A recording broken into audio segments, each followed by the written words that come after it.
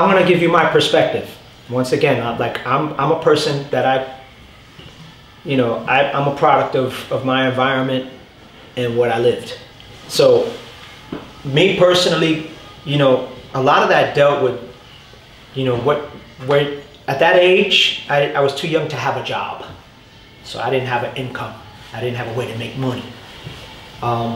So I depended on my mother. A lot of my friends that we grew up, we depended on our mothers to buy us clothes. So I had 2 brothers. So my mother was single. She's working hard, trying to make money and pay bills. She couldn't buy us the best shit. So we would, whatever we got, we try to make it fresh, So I remember the first time that I started understanding what it was to try to dress nice. Because whatever my mom gave us, we wore it. If she gave us these sneakers that look stupid, we all wore them. If we gave us a parka coat with orange and then green, we wore it. Big collar. I have pictures of, like, it's funny, man. But this is when I was 11, 10 years old, as a kid. You don't look at it that way. But when I started hanging out, I started hanging out a little bit late in the night with my friends, and I started seeing, little things evolve, and the Pro Ked sneaker was the cool sneaker. So I was wearing cheap sneakers, but then when I see my friend get the Pro Keds, I said, damn, I think they were $12 or $13 a pair, $14. And that's the first time that I said, oh shit, because I was getting to an age where it's like, you start thinking about girls, and you're maturing, you're becoming you're becoming from a boy, to a young person. And I was like, and my friend Andy, which is Baby Love's brother, his name is Andy, he's from Young City Boys. He was into girls, and he was confident, he would talk to the girl. I didn't know how to do it. So if I hung out with him, there was a chance that I could meet a girl. So I remember I found a way to get $12 or something, and I went by myself and I bought myself a pair of white on white Pro Keds with the red and blue stripe. And that was one of the first times that I was thinking about dressing a different way. So this became, and the Pro Ked was a basketball sneaker, at the time. It was a sneaker that was, you would see athletes in the NBA wearing this Pro Ked sneaker. And there's a big history behind that. And there's books that have that information about their origin. So that was kind of like the thing where it started. And that's just me hanging out in the street. This is not saying I'm down with hip hop. The other experience was a friend of mine, one of my friends, Ariel. His older brother was like a down dude. He was like from the projects. He was like a down dude, But he got his little brother a pair of shell tops, the Adidas Superstars. And when I saw them, I was like, that was like, if you had those, that was like you regular parents wouldn't buy their kid that sneaker, So that's when I was like, oh snap! And I remember wanting to get in those. But when me and Dole started hanging out, it was like, yeah, we were trying to be, we started seeing what it was out there, and we were trying to adapt. So it might be a sweatshirt, it might be a pair of carpenter pants with a little carpenter pants with a loop. It might be loafers. So now we started going to the Army Navy store, and we started buying stuff that was affordable. The fisherman hat, at that time it was fisherman hat. It was the not baseball, but the flip up cap with the net, the mesh, wearing it sideways. The captain hat, like a boat captain hat. It was interesting stuff that we were picking up little by little, and that's just us. Now, my partner Dante, he was from my neighborhood I grew up with, he ended up moving to the east side, and then he moved to the Bronx, and he met some dudes from the Bronx that were thorough. And a couple years later, he came back down to hang out. He came with some guys, and them dudes was wearing trench coats. They were wearing trench coats, like raincoats, nice pants and shoes, Playboys, British Walkers. I was like, yo, what's good? Like they would come dipped. Like it took a lot of time they dressed up fresh, and I was like, that's when me and Doles were like, oh shit, we got to get with this shit, Kangos. And I started meeting people through graffiti. I met my man Shy 147, rest in peace. And he was down with the Kango situation, put the pearl in the Kango, and I started really understanding, it's like, this is some shit right here, and it's that ladies man shit too. And the more you research it, when you really look at it, over the course of the years, a lot of, when you look at movies, of you know, like a movie star, a real popular guy, guy in a movie, you know, he's dressed up in a specific way. This kind of like fantasy of being this star. And even the athletes, when you look at the basketball players, and you know, the guys that were cool, when they were not playing the sports, they were dressed up with like the fur, they have a mock neck on, you know, nice pants, you know, plaids, you know, like, so this fashion resonated in through the hoods, and it was a kind of fantasy feel, because a lot of people in the hood couldn't afford that shit, but they found a way to do it because they wanted to act like they was like that. Fantasizing is like hip hop. When people rhyme and they say, yo, my name is John D, I own a mansion and a yacht. You know the dude's rhyming that, but you know damn well he don't got a mansion and he don't got a yacht. But that's the fantasy of being in the hood and wanting that, you know. So you rhyme about that. MCs will rhyme about things like that, and that's interesting outlook on it. So people found a way to be resourceful and look fresh. I didn't have the money for that shit, but I found a way to look fresh. You know, tried to make it look fresh. And this is the beginning of what my experience with hip hop, what will become hip hop fashion. When I met certain people, I was going to the Bronx, they were getting dipped. Bronx, Brooklyn, even my neighborhood, it was a thing. I just didn't see it. When I started seeing it, I paid attention more. And as I got older, I paid attention more. So, you know, when you see B-boys wearing mock necks and shit like that, that's not a B-boy shirt. You know what I'm saying? It's a cool out shirt. It just happens that it's cool to spin in a mock neck. But that's not like, you know, when you wear a mock neck, you wear lees or you wear plaids or you wear something funky, you know, you get dressed. You know, if you never seen a person back then wearing a mock neck really with the sweatpants, you know, because it was a nice shirt.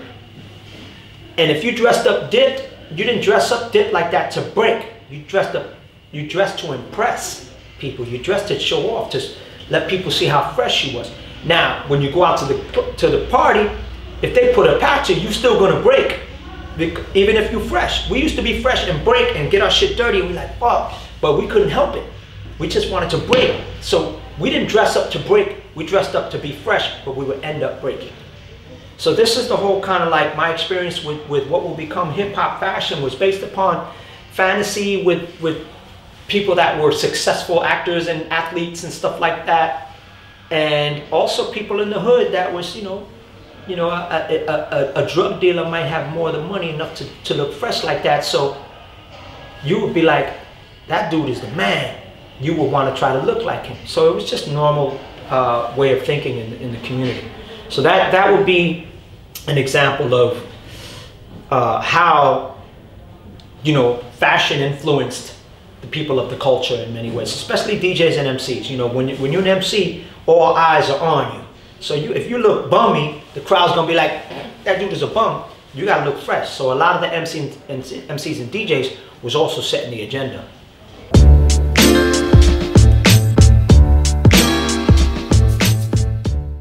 Okay, well, I mean, the first time was in the Zulu anniversary.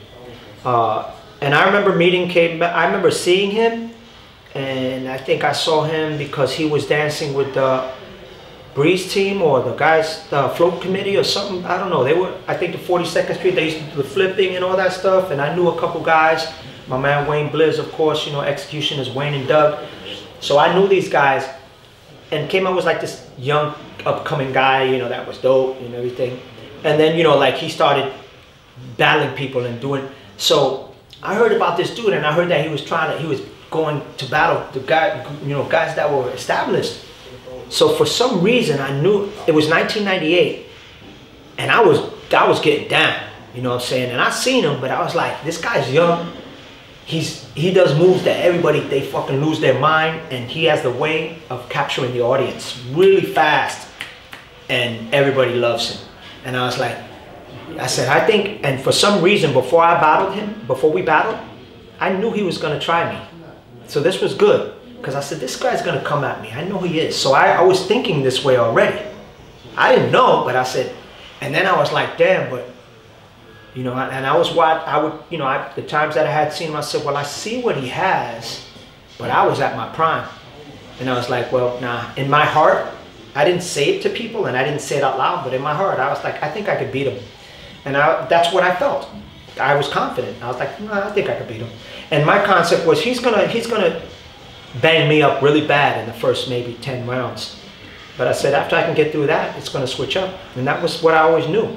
So when I went to the anniversary, you know, everybody's getting down, we're off and on. I'm in there with some brothers and sisters, and and then he just calls me out, you know. So, and I was like, all right, well, I knew it was gonna happen, so I wasn't surprised. The thing about battling, and some people, if they get you on you're not expecting it, it messes up your mind to where you can't focus properly, and you're not focused. So the good part is that I expected it. I expected him to try it. And, you know, we traded moves back and forth, and, you know, it wasn't that, I mean, I don't feel like I smoked him at all. I don't feel like I burned him, but I felt like, you know, it was going exactly the way I wanted it to go. And it kept on going, and then all of a sudden the DJ put some other music and it stopped. So then I was like, boom. And everybody was like, you know, when he called me out, everybody's like, oh man, you know, I think everybody's kind of like, damn, he's gonna fucking kill Kenny, you know what I'm saying? And, but then everybody, like, after like the 5th round, everybody's like, oh shit, wait a minute, you know, and I wasn't showing any sign of weakness. I wasn't showing any sign of nerves and fucking up. I was just comfortable and I was focused. And the way I'm from the circle, so the way I battle is, well, I'm gonna be here for a little while. This is gonna take time. And that was my concept. And my whole concept from being a kid is start from everything you know when you started and build your way up to everything you can have in the end. That doesn't mean you have to use everything. You can probably beat him before you even get there. So when the circle opened up again, I went looking for him. And I was like, I think he don't have no moves left. I think he's almost done. And I didn't even start doing my shit. I had so much bombs. Like, I had bombs. And I was like, and then my whole shit. And I was like, oh, this is gonna be bad. I'm gonna destroy him now. And when I went looking for him, I went in one circle, I'm looking, and I didn't see him. I went to another circle, I'm looking, and he was in the circle that I didn't see him. And then I went to the other circle, and I looked again, and I saw him. And then when I saw him, he saw me looking. And then when I saw him, I jumped in, and I was like, boom. And we started trading again, but he saw that I was coming after him. So and then I was like, my game started going like this. So then the 3rd exchange, he starts saying, fuck you, you whack, you know, I ain't gonna battle you, suck, you whack. And he used this and he stopped battling me. I was like, what's up? And he didn't want, he was like, man, you whack, you suck, blah, blah, trying to diss me. But he was very smart. He backed out. He did a smart move, because if he would have kept on, that would have made him look really, really bad if he kept on. And he knew that he knew that it would have got ugly, because he was almost out of moves. And I wasn't. I'm an experienced b-boy. I've been breaking so many years. He was too young to have that experience. Now, he's really good, man, and a lot of shit he do in a contest, I mean, I probably lose really fast. But I'm a b-boy and I come from the circle. And I was like, yeah, I got this. And then when he stopped, I was like, in my heart, I was like, oh man, I know what just happened. And I didn't say shit, and I let it go. He was mad. And then his boys started talking shit about me, you know, and there was some other thing. And then we battled, then in the Lords of the Floor, you know, then we battled again, because he lost with Migas, and he was angry, and he started disrespecting me on the stage, and he was like, yo, I'll battle you. He was like, you ain't no b-boy. And I was like, what? I was like, you ain't no b-boy. And he's like, I was like, you want, whatever you want to do, you want to battle, blah, blah. We went to a club, we battled again, 2nd time. That shit was a mess. 3rd time, that we're both at a jam called Chico's Gotta Have His Share. So I battled him 3 times. The 3rd time was actually a good one, because it took longer. We exchanged in a long time. But it was a similar thing. He was, you know, in the beginning, he was just banging it out. And then, you know, I was taking some L's. But then in a circle, there's no, okay, stop. And then time started going up. And then it's the momentum changed. And then it became my momentum. And then you know, and that was the last time. And then from there, it was like I caught beef with some of his friends. You know, I almost got into a fist fight, and I battled one of his friends, J-Day, in another jam in the East Side, and we almost went. Them dudes wanted to jump me, and I was like, "What's good?" Forrest Gump was with me, Fable was there too, and it was like, you know, and I almost had broke my collarbone when I was doing some stuff, and I was skiing, I was doing snowboarding, and I still took my shit off. I was like, "What you want to battle?" I battled him in the hallway, and. But after that, a couple months later, you know, you know, everything kind of went its own way. And then I went to one event in Europe, and the guy told me, yeah, we just had K-Mill here, you know, last month. And I was like, oh, where is he? Like, yeah, he said you smoked him. And I was like, oh shit. It's like, oh, okay. And from that point, it was interesting because he was young and he has so much fire and passion and he's so good. You know, a lot of people boosted his morale. They boosted his confidence. But so he was stubborn to admit what happened. But when he admitted it, his growth became really more than ever. And this is helpful for him to humble himself. Now, I didn't smoke him, but I outmatched him. I just outskilled him for the little bit of exchanges we had. So to me, I mean, and we're good friends now. Like when I see K-Mill, it's peace, you know, everything changed, and he, you know, he grew up, you know. And when you grow like that, it makes you better. Because at that time, around that time when he was humbling himself, because he let all that shit go and became honest with himself, he even got better.